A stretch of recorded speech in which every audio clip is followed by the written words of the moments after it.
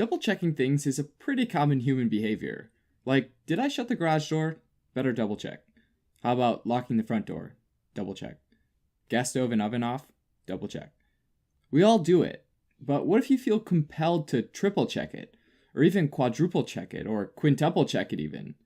Then it might be considered an obsession. Now, what if you have to do a certain ritual with the gas stove and oven before leaving the home each time? Like, make sure the gas stove is off, wipe down the gas stove to clean it, double check that the burners are off, make sure the oven's off, wipe down the oven to clean it, and then open the oven door to make sure no heat's coming out, and then you can leave the house. Then that might be a compulsion.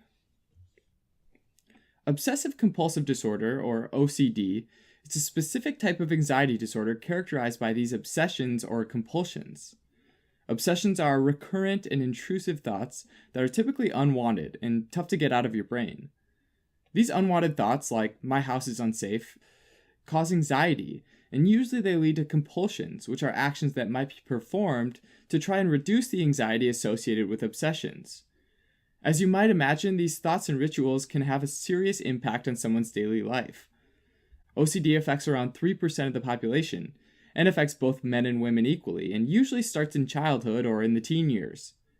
Celebrities like David Beckham and Howie Mandel are known to be affected by OCD, and a more severe example is that of Howard Hughes, business tycoon and entrepreneur, among other things, who was affected by a relatively incapacitating OCD later in his life.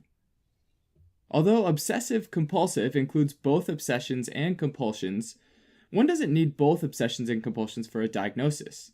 Some individuals might have just obsessions or just compulsions, but the majority of patients have both, often where the compulsion is performed to alleviate an obsession. A very common compulsion is cleaning, which often stems from an obsession with germs or contamination. Another common compulsion is checking, usually because they have obsessions that something's unsafe, so they'll check to make sure that something's definitely safe by unlocking and relocking it, sometimes several times.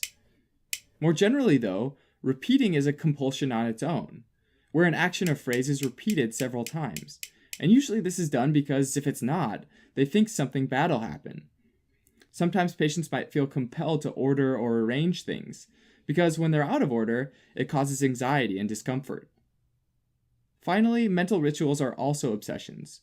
These are often done to try to neutralize intrusive or what they think are bad thoughts.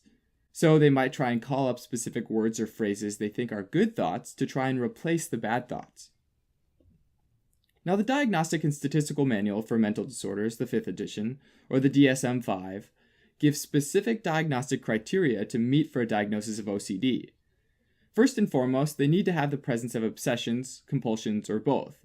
Makes sense. The obsessions and/or compulsions need to also be time-consuming, often such that it produces distress with their social life and their work.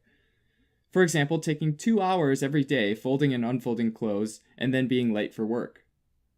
It's also important that the obsessions and compulsions are not due to the physiological effects of a substance or other medical condition.